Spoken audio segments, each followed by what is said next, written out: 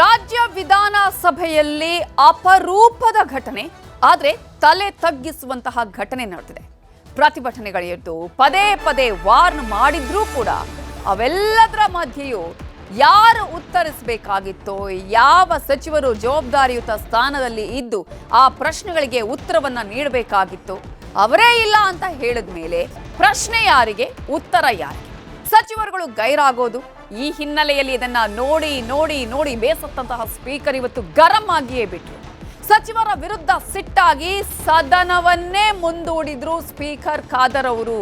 ಕಾರಣ ಎಷ್ಟೇ ಹೇಳಿದ್ರು ಕೂಡ ಈ ಸದನಕ್ಕೂ ನಮಗೂ ಸಂಬಂಧವೇ ಇಲ್ಲ ಅನ್ನುವಂತಹ ವರ್ತನೆಯನ್ನ ಸಚಿವರುಗಳು ತೋರಿಸ್ತಾ ಇದ್ದಾರೆ. ಸದನ ಮಾಡ್ತಾ ಇದ್ದಾರೆ, ಮಾಡ್ಲಿ ಬಿಡಿ ಅನ್ನುವಂತಹ ಧೋರಣೆ ಕಾಣಿಸ್ತಾ ಇದೆ. ಹಾಗಾದ್ರೆ ಜವಾಬ್ದಾರಿಯುತ ಸ್ಥಾನದಲ್ಲಿ ಇರುವಂತವರು ಮಾಡಬೇಕಾಗಿದ್ದೇನು, ಅಲ್ಲಿ ಆಗಿದ್ದೇನು ಅನ್ನೋದನ್ನ ಕೂಡ ನಿಮಗೆ ಡೀಟೇಲ್ ಆಗಿ ತೋರಿಸ್ತಾ ಹೋಗ್ತೀವಿ. ಇವತ್ತು ಸ್ಪೀಕರ್ ಖಾದರ್ ಅವರು ಯಾವ ರೀತಿಯಾಗಿ ಸದನದಲ್ಲಿ ತನ್ನ ಖದರನ್ನ ತೋರಿಸಿದ್ರು ಅನ್ನೋದನ್ನ ಕೂಡ ಡೀಟೇಲ್ ಆಗಿ ಎಕ್ಸ್ಪ್ಲೈನ್ ಮಾಡ್ತಾ ಹೋಗ್ತೀನಿ. ವಿಧಾನಸಭೆ ಕಲಾಪಕ್ಕೆ ಪದೇ ಪದೇ ಗೈರಾಗುವ ಸಚಿವರ ವಿರುದ್ಧ ಸ್ಪೀಕರ್ ಖಾದರ್ ಅವರು ಇವತ್ತು ತಮ್ಮ ಖದರನ್ನ ತೋರಿಸಿದ್ದಾರೆ. ಇದು ಆಗಬೇಕಾಗಿತ್ತು, ಮಾಡಿದ್ದಾರೆ ಸ್ಪೀಕರ್. ಸರಿಯಾದ ರೀತಿಯಲ್ಲೇ ಈ ರೀತಿಯಾದಂತಹ ಘಟನೆಗಳ ಆಗದ ಹಾಗೆ ಚಾಟಿ ಏಟನ್ನು ಕೂಡ ಬೀಸಿದ್ದಾರೆ.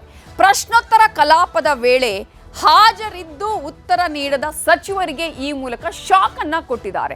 ಪ್ರಶ್ನೆಯನ್ನ ಕೇಳಿದಂತಹ ಸಂದರ್ಭದಲ್ಲಿ ಸಮರ್ಪಕವಾದ ಉತ್ತರ ಕೊಡಬೇಕು.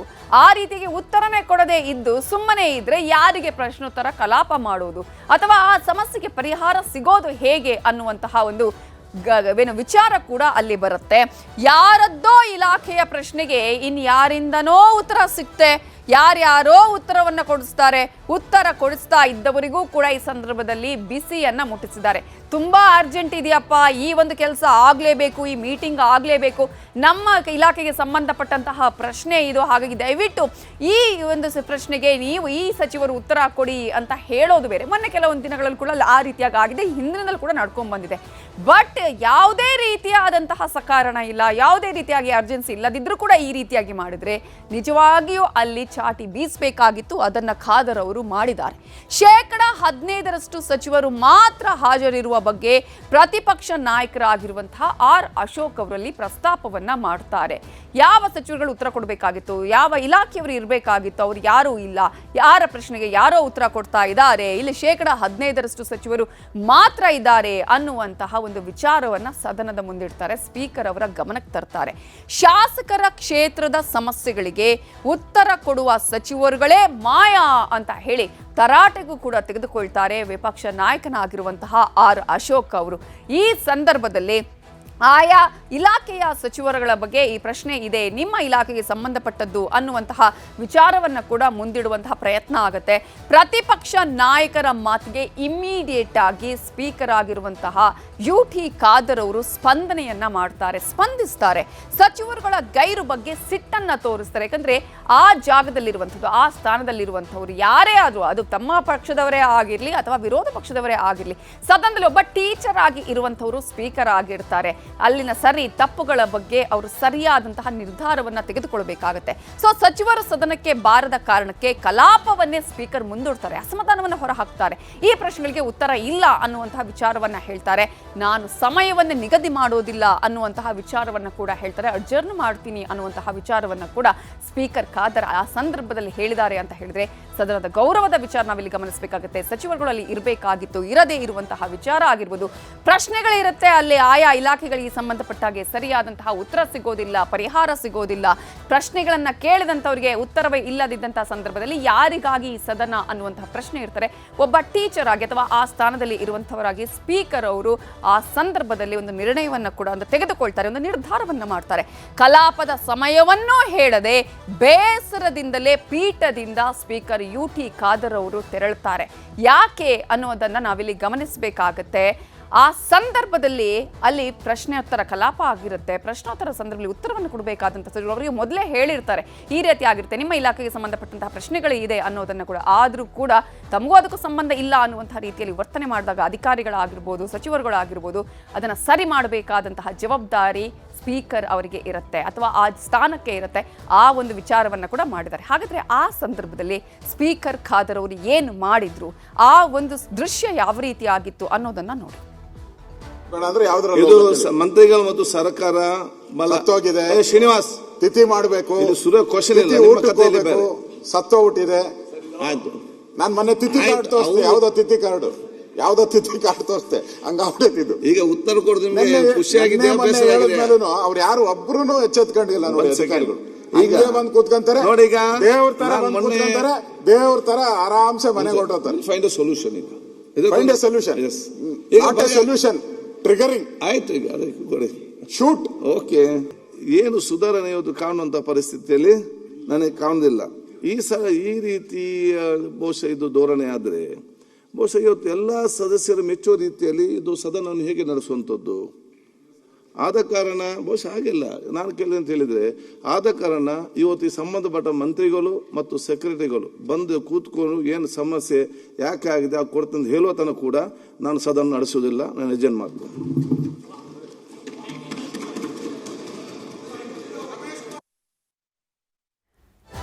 ನೋಡಿ, ಸದನವನ್ನು ನಡೆಸಬೇಕು. ಯಾಕಂದ್ರೆ ಪ್ರತಿ ಬಾರಿ ಕೂಡ ನಾವು ಸ್ಪೀಕರ್ ಅವರ ಜವಾಬ್ದಾರಿಯನ್ನ ನೋಡ್ತೀವಿ. ಅಥವಾ ಅದು ಖಾದರೇ ಆಗಿರ್ಲಿ, ಯಾರೇ ಆಗಲಿ, ಬಸವರಾಜ ಹೊರಟ್ಟಿ ಆಗಿರ್ಲಿ, ಆ ಸ್ಥಾನದಲ್ಲಿ ಕೂತ ಮೇಲೆ ಅದಕ್ಕೆ ತನ್ನದೇ ಆದಂತಹ ಗೌರವ ಇರುತ್ತೆ. ಏನು ಆಗಬೇಕು ಅಥವಾ ಯಾವ ರೀತಿಗೆ ಕಲಾಪಗಳನ್ನು ನಡೆಸಬೇಕು ಅನ್ನೋದು ಏನು ಇರುತ್ತೆ, ಅದ್ಯಾವುದು ಕೂಡ ಇಲ್ಲಿ ಆಗ್ತಾ ಇಲ್ಲ ಅಂತ ಹೇಳಿದ್ರೆ ಪ್ರತಿಯೊಬ್ಬ ಸ್ಪೀಕರ್ಗೂ ಕೂಡ ಯಾಕೆ ನಾವು ಈ ಒಂದು ಕಲಾಪ ನಡೆಸಬೇಕು, ಜನರ ತೆರಿಗೆಯ ಹಣ ಅನ್ನೋದು ಬರುತ್ತೆ. ಇಂತಹ ಸಂದರ್ಭದಲ್ಲಿ ಒಂದು ಕರೆಕ್ಟ್ ಆದಂತಹ ದಿಟ್ಟ ನಿರ್ಧಾರವನ್ನ ಸ್ಪೀಕರ್ ಖಾದರ್ ಅವರು ತೆಗೆದುಕೊಂಡಿರುವಂಥದ್ದು ಎಲ್ಲರಿಗೂ ಕೂಡ ಇದರಿಂದ ಒಂದು ರೀತಿಯಾಗಿ ಆಶ್ಚರ್ಯ ಆದ್ರೂ ಕೂಡ ಸರಿಯಾದಂತಹ ಕ್ರಮ ಅಂತ ವಿಪಕ್ಷದವರು ಕೂಡ ಹೇಳಿದ್ದಾರೆ. ಖಾದರ್ ಅವರು ಈ ಮೂಲಕ ಶಾಕ್ ಅನ್ನ ಕೊಟ್ಟಿದ್ದಾರೆ. ನಾವಿಲ್ಲಿ ಬರೀ ಖಾದರ್ ಆಗಿ ನೋಡ್ತಾ ಇಲ್ಲ, ಒಬ್ಬ ಸ್ಪೀಕರ್ ಆಗಿ ನಾವು ನೋಡ್ತಾ ಇದ್ರೆ ಅವರು ಸಚಿವರುಗಳಿಗೆ ಶಾಕ್ ಅನ್ನ ಕೊಟ್ಟಿದ್ದಾರೆ. ಶಾಸಕರು ಸಚಿವರ ಗೈರು ಹಾಜರಿಗೆ ಪದೇ ಪದೇ ಸ್ಪೀಕರ್ ಇಲ್ಲಿ ಬೇಸರವನ್ನ ವ್ಯಕ್ತಪಡಿಸಿದ್ದಾರೆ.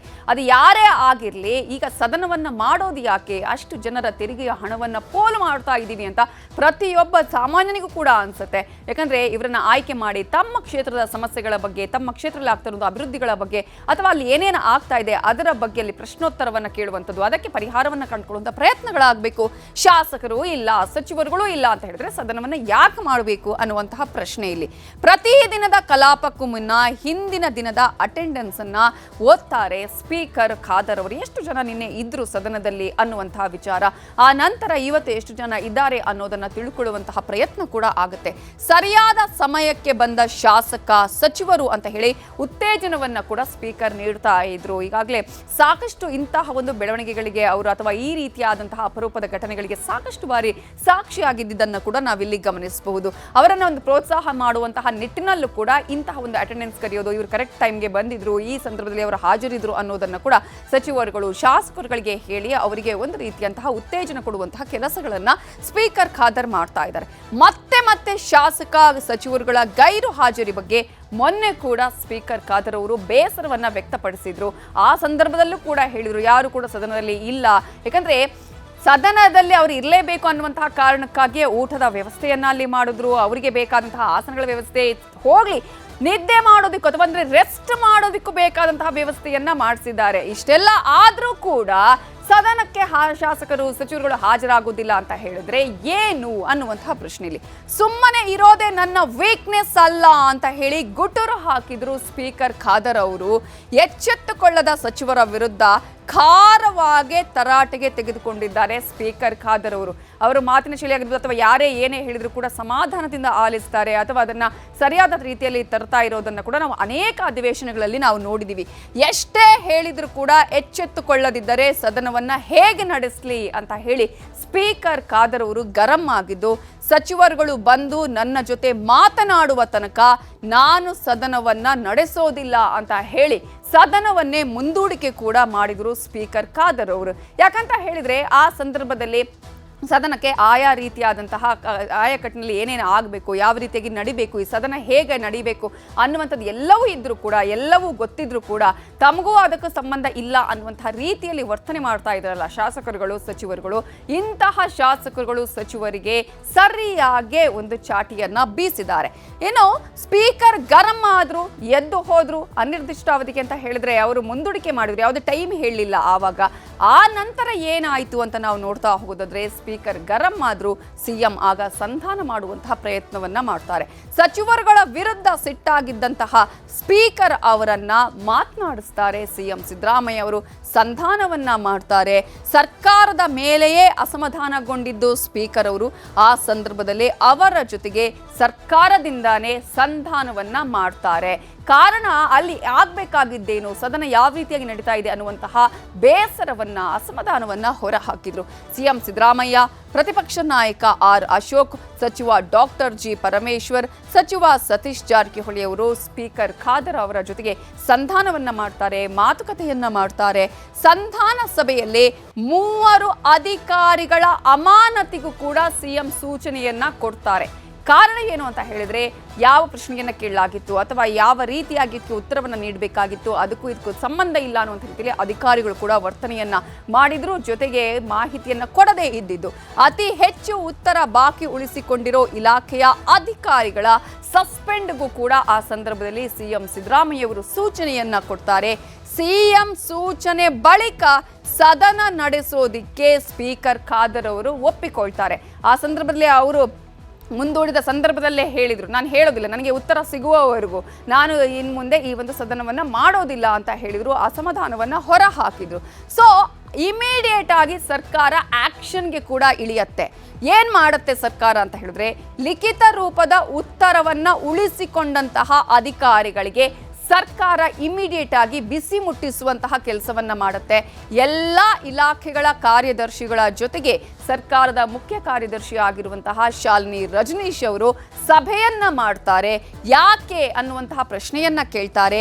ಇಲಾಖೆಗಳಿಗೆ ಸಂಬಂಧಪಟ್ಟಂತಹ ಪ್ರಶ್ನೆ ಆಗಿರ್ಬೋದು, ಆ ಒಂದು ಪ್ರಶ್ನೆಗಳಿಗೆ ಸಂಬಂಧಪಟ್ಟಂತಹ ಉತ್ತರಗಳ ಬಗ್ಗೆ, ಪೂರಕವಾದಂತಹ ಆನ್ಸರ್ ಬಗ್ಗೆ ಕೂಡ ಅಧಿಕಾರಿಗಳ ಜೊತೆಗೆ ಅವರು ಚರ್ಚೆಯನ್ನ ಮಾಡ್ತಾರೆ. ಸ್ಪೀಕರ್ ಅಸಮಾಧಾನದ ಬಗ್ಗೆಯೂ ಕೂಡ ಅಧಿಕಾರಿಗಳಿಂದ ಮಾಹಿತಿಯನ್ನ ಸಂಗ್ರಹ ಮಾಡ್ತಾರೆ ಸಿಎಸ್ ಶಾಲಿನಿ ರಜನೀಶ್ ಅವರು. ಬಾಕಿ ಉಳಿಸಿಕೊಂಡಿರುವಂತಹ ಪ್ರಶ್ನೆಗಳಿಗೆ ಉತ್ತರ ಸಿದ್ಧಪಡಿಸಲು ಕೂಡ ಆ ಸಂದರ್ಭದಲ್ಲೇ ಶಾಲಿನಿ ರಜನೀಶ್ ಅವರು ಸೂಚನೆಯನ್ನ ಕೊಡ್ತಾರೆ. ಯಾಕಂದ್ರೆ ಅತಿ ಹೆಚ್ಚು ಇಲಾಖೆಯ ಪ್ರಶ್ನೆಗಳಿಗೆ ಬಾಕಿ ಉಳಿಸಿಕೊಂಡಿದ್ದು ಯಾವ ಅಧಿಕಾರಿ ಅನ್ನುವಂತಹ ಮಾಹಿತಿಯನ್ನು ಕೂಡ ಪಡ್ಕೊಳ್ತಾರೆ. ಇನ್ನು ಸರ್ಕಾರದ ವಿರುದ್ಧ ಸ್ಪೀಕರ್ ಸಿಟ್ಟಾಗಿದ್ದೇ ಪ್ರತಿಪಕ್ಷಗಳ ಟೀಕೆಗೂ ಒಂದು ರೀತಿಯಲ್ಲಿ ಅಸ್ತ್ರ ಸಿಕ್ಕಂತಾಗತ್ತೆ, ಆಹಾರ ಸಿಕ್ಕಂತಾಗತ್ತೆ. ಯಾಕಂತ ಹೇಳಿದ್ರೆ ಸ್ಪೀಕರ್ ಅವರೇ ಈ ರೀತಿಯಾಗಿ ಅಲ್ಲಿ ವರ್ತನೆಯನ್ನ ತೋರಿದ್ದಾರೆ ಅಂತ ಹೇಳಿದ್ರೆ, ಅಸಮಾಧಾನವನ್ನು ಹೊರಹಾಕಿದ್ರೆ ಸರ್ಕಾರ ಹಾಗಾದ್ರೆ ಏನ್ ಮಾಡ್ತಾ ಇದೆ, ಸರ್ಕಾರದ ನಡಾವಳಿಯ ಬಗ್ಗೆ ಕೂಡ ಅಲ್ಲಿ ಆರ್ ಅಶೋಕ್ ಅವರು ಮಾತನಾಡ್ತಾರೆ. ಇದುವೇ ಬಿಜೆಪಿಗೆ ಆಗಿರ್ಬೋದು, ಜೆಡಿಎಸ್ಗೆ ಅಂದ್ರೆ ಒಟ್ಟಾರೆಯಾಗಿ ಪ್ರತಿಪಕ್ಷಗಳಿಗೆ ಒಂದು ಆಹಾರ ಸಿಕ್ಕಂತಾಗುತ್ತೆ. ಸಿಎಂ, ಸರ್ಕಾರ, ಸಚಿವರುಗಳ ವಿರುದ್ಧ ಕೇಸರಿ ಟೀಮ್ ಕೆಂಡಾಮಂಡಲ ಆಗುತ್ತೆ. ಅಂದ್ರೆ ಆರ್ ಅಶೋಕ್ ಅವರೇ ಇದನ್ನ ಪ್ರಸ್ತಾಪ ಮಾಡೋದು, ಈ ರೀತಿಯಾಗಿ ಪ್ರಶ್ನೆಗಳನ್ನ ಕೇಳಿದಂತಹ ಸಂದರ್ಭದಲ್ಲಿ ಉತ್ತರ ಕೊಡೋದಕ್ಕೆ ಒಬ್ಬರೂ ಇಲ್ಲ, 15% ಸಚಿವರು ಕೂಡ ಇಲ್ಲ ಅನ್ನೋದನ್ನ ಆರ್ ಅಶೋಕ್ ಅವರು ಪ್ರಸ್ತಾಪ ಮಾಡಿದಾಗ ಇವೆಲ್ಲವೂ ಕೂಡ ನಡೆಯೋದು. ಸಚಿವರುಗಳಿಂದ ಸ್ಪೀಕರ್ಗೆ ಯಾವ ರೀತಿಯಾಗಿ ಉತ್ತರವನ್ನ ನೀಡಬೇಕು, ಸಚಿವರುಗಳಿಗೆ ಬಜೆಟ್ ಬಗ್ಗೆ ಆಸಕ್ತಿಯೇ ಇಲ್ಲ ಅಂತ ಹೇಳಿ ಆಗ ಪ್ರತಿಪಕ್ಷ ನಾಯಕರಾಗಿರುವಂತಹ ಆರ್ ಅಶೋಕ್ ಅವರು ಅಲ್ಲಿ ಹೇಳುವಂತಹ ಪ್ರಯತ್ನ ಮಾಡ್ತಾರೆ. ಕಲಾಪದ ಕೋಟಿ ಕೋಟಿ ಖರ್ಚು ಇದೆಯಲ್ಲ, ಇದು ವ್ಯರ್ಥ ಆಗ್ತಾ ಇದೆ, ಸುಮ್ಮನೆ ವ್ಯರ್ಥ ಆಗ್ತಾ ಇರುವಂಥದ್ದು, ಇದರಿಂದ ಯಾವುದೇ ರೀತಿಯ ಪ್ರಯೋಜನ ಆಗ್ತಾ ಇಲ್ಲ, ಸಮಸ್ಯೆಗಳಿಗೆ ಪರಿಹಾರ ಸಿಗ್ತಾ ಇಲ್ಲ, ಆಯಾ ಕ್ಷೇತ್ರಗಳಲ್ಲಿ ಆಗಬೇಕಾದಂಥ ಅಭಿವೃದ್ಧಿಯ ವಿಚಾರಗಳು, ಬಜೆಟ್ನ ಬಗ್ಗೆ ಚರ್ಚೆ ಆಗ್ತಾ ಇಲ್ಲ, ಸರ್ಕಾರವೇ ಇಲ್ಲಿ ನಿಷ್ಕ್ರಿಯ ಆಗಿದೆ, ಜವಾಬ್ದಾರಿ ನಿರ್ವಹಿಸುವಲ್ಲಿ ಸರ್ಕಾರ ವಿಫಲ ಆಗಿದೆ ಅನ್ನೋದನ್ನ ಆರ್ ಅಶೋಕ್ ಹೇಳ್ತಾರೆ. ಸಿಎಂ ಕುರ್ಚಿ ಕಚ್ಚಾಟದ ಜಂಜಾಟವೇ ನಿಮಗೆ ಆಗ್ತಾ ಇರೋದ್ರಿಂದ ಇದರ ಮೇಲೆ ಪರಿಣಾಮ ಇದು ಬಿದ್ದಿದೆ, ಇದರ ನೇರ ಪರಿಣಾಮ ಈ ಒಂದು ಬಜೆಟ್ನ ಅಧಿವೇಶನ ಏನು ಕರೆಯಲಾಗಿದೆ ಅದರ ಮೇಲೆ ಬಿದ್ದಿದೆ ಅನ್ನೋದನ್ನ ಹೇಳ್ತಾರೆ. ಸಿಎಂ ಪಟ್ಟದ ಕಚ್ಚಾಟದಿಂದಲೇ ಆಡಳಿತ ವ್ಯವಸ್ಥೆಗೆ ಧಕ್ಕೆ ಆಗಿರೋದು. ಯಾವಾಗ ನೋಡಿದ್ರು ಸಿಎಂ ಬದಲಾವಣೆ ವಿಚಾರವೇ ಈಗ ಇರೋದೇ ಹೊರತು ಅಭಿವೃದ್ಧಿ ವಿಚಾರಗಳು ಶೂನ್ಯ ಆಗಿದೆ. ಮಂತ್ರಿಗಳಾಗಿ ಇರ್ತೇವೆಯೋ ಇಲ್ವೋ ಅನ್ನುವಂತಹ ಅತಂತ್ರ ಸ್ಥಿತಿ ಆ ರೀತಿಯಾದಂತಹ ಬೆಳವಣಿಗೆಗೆ ಕಾರಣ ಆಗಿದೆ ಅನ್ನೋದನ್ನ ಕೂಡ ಆರ್ ಅಶೋಕ್ ಅವರು ಹೇಳ್ತಾರೆ. ಹಾಗಾದ್ರೆ ಇದೇ ವಿಚಾರಕ್ಕೆ ಸಂಬಂಧಪಟ್ಟ ಹಾಗೆ ಬಿಜೆಪಿ ನಾಯಕರು ಏನು ಹೇಳಿದ್ದಾರೆ ನೋಡಿ. ಇವತ್ತು ದಿಕ್ಕು ದೆಸೆ ಏನು ಇಲ್ದಂಗೆ ಆಗೋದು. ಇಡೀ ಸರ್ಕಾರ ಒಂದು ರೀತಿ ಸತ್ತಂತ ರೀತಿ, ಎಣದ ರೀತಿ ಇದೆ. ಯಾವುದೇ ಪ್ರಶ್ನೆಗಳಿಗೆ ಉತ್ತರ ಇಲ್ಲ. ನಾವು ನಿನ್ನೆ ನಿಲುವಳಿ ಸೂಚನೆಯನ್ನು ತಂದಿದ್ರಿ, ಆರೋಗ್ಯ ಇಲಾಖೆ 3 ದಿನ ಆಯಿತು, ಮಂತ್ರಿನೇ ನಾಪತ್ತೆ. ಇವತ್ತು ಅರ್ಬನ್ ಡೆವಲಪ್ಮೆಂಟ್ ವಿಚಾರವಾಗಿ ಬೆಂಗಳೂರು ನಿಲುವಳಿ ಸೂಚನೆ ತಂದಿದ್ದೀರಿ, ಆ ಮಂತ್ರಿನೇ ಪತ್ತೆ ಇಲ್ಲ, ನಾಪತ್ತೆ. ಅಧಿವೇಶನದಲ್ಲಿ ಯಾರು ಮಂತ್ರಿನೇ ಇಲ್ಲ. ಪ್ರತಿದಿನನೂ ಕೂಡ ನಾಮಕಾಸ್ತಾಗಿ 2-3 ಮಂತ್ರಿಗಳು ಬರ್ತಾರೆ. CMಗೆ ಹಿಡಿತ ಕಳ್ಕೊಂಬಿಟ್ಟಿದ್ದಾರೆ. ಯಾರು ಮುಖ್ಯಮಂತ್ರಿ ಅಂತ ತೀರ್ಮಾನ ಆಗದೇ ಇರೋದ್ರಿಂದ ಪ್ರಶ್ನೆಗಳಿಗೂ ಉತ್ತರ ಇಲ್ಲ, ಮಂತ್ರಿಗಳು ಪ್ರೆಸೆಂಟ್ ಇಲ್ಲ. ಇಡೀ ಒಂದು ರೀತಿ ಸರ್ಕಾರ ಸತ್ತ ರೀತಿಯಲ್ಲಿ ಇವತ್ತು ಸರ್ಕಾರ ನಡೀತಾ ಇದೆ. ಹೊರ ಹೋಗಿರ್ತಕ್ಕಂಥದ್ದು ಇವತ್ತು ಸರ್ಕಾರಕ್ಕೆ ಒಂದು ಕಪ್ಪು ಚುಕ್ಕೆ. ಇದು ಸರ್ಕಾರಕ್ಕೆ ಅವಮಾನ, ಸರ್ಕಾರಕ್ಕೆ ಚಾಟಿ ಏಟು. ಈ ತರ ಅಧಿವೇಶನ ನಡೆಸುವಂಥದ್ರಿಂದ ಅಧಿವೇಶನ ಮುಚ್ಚಿ ಹೋಗೋದು ಬೆಸ್ಟ್ ಸರ್. ಈಗ ಸೊ ಇದು ಕೇವಲ ಸರ್ಕಾರಕ್ಕೆ ಮಾತ್ರ ಅಲ್ಲ, ಪ್ರತಿಪಕ್ಷದ ಶಾಸಕರುಗಳು ಕೂಡ ಅಲ್ಲಿ ಇದ್ದಾರೆ. ಅವರು ಕೂಡ ಇದರಲ್ಲಿ ಸದನದಲ್ಲಿ ಹಾಜರಾಗಿರಬೇಕಾಗುತ್ತೆ, ಅವರ ಕ್ಷೇತ್ರದ ಬಗ್ಗೆ ಕೂಡ ಮಾತನಾಡಬೇಕಾಗುತ್ತೆ. ಆದರೆ ಸ್ಪೀಕರ್ ಖಾದರ್ ಅವರು ತೆಗೆದುಕೊಂಡಂತಹ ಒಂದು ನಿರ್ಧಾರ ಇದೆಯಲ್ಲ, ಅವರು ಮಾಡಿದಂತಹ ಆ ಒಂದು ಮಾದರಿ ಇದೆಯಲ್ಲ, ಅದು ಎಲ್ಲರಿಗೂ ಮಾದರಿ. ಈ ರೀತಿಯಾಗಿಯೇ ಈಗ ಆಯಾ ಸಂದರ್ಭದಲ್ಲಿ ಏನು ಆಗಬೇಕಾಗಿತ್ತು, ಅಧಿವೇಶನ ಯಾವ ರೀತಿಯಾಗಿ ನಡೀಬೇಕಾಗಿತ್ತು, ಇದೆಲ್ಲದಕ್ಕೂ ಕೂಡ ನಿಜವಾಗಿ ಅಧಿವೇಶನ ನಡೆಯೋದಕ್ಕೆ ಏನು ಕಾರಣ ಅನ್ನೋದನ್ನ ತಿಳ್ಕೊಳ್ಬೇಕಾಗಿತ್ತು ಸಚಿವರುಗಳು, ಶಾಸಕರುಗಳು ಕೂಡ. ಅದನ್ನ ಹೊರತುಪಡಿಸಿ ಈ ರೀತಿಯಾಗಿ ಗೈರಾಗೋದ್ರ ಮೂಲಕ ಜನ ಯಾವುದನ್ನ ಎಕ್ಸ್ಪೆಕ್ಟ್ ಮಾಡಿದ್ರು ಅದನ್ನ ಇವತ್ತು ಮಾಡಿ ತೋರಿಸಿದ್ದಾರೆ ಸ್ಪೀಕರ್ ಖಾದರ್ ಅವರು. ಹಾಗಾಗಿ ಇನ್ನು ಮುಂದಿನ ದಿನಗಳೆಲ್ಲ ಆದ್ರೂ ನಮ್ಮ ಸಚಿವರುಗಳು, ಶಾಸಕರುಗಳು ಸದನಕ್ಕೆ ಹಾಜರಾಗಲಿ, ಜನರ ಸಮಸ್ಯೆಗೆ ಪರಿಹಾರ ಕಂಡುಕೊಳ್ಳುವಂತಹ ಪ್ರಯತ್ನಗಳು ಮಾಡಲಿ ಅನ್ನುವಂತಹ ಆಶಯ.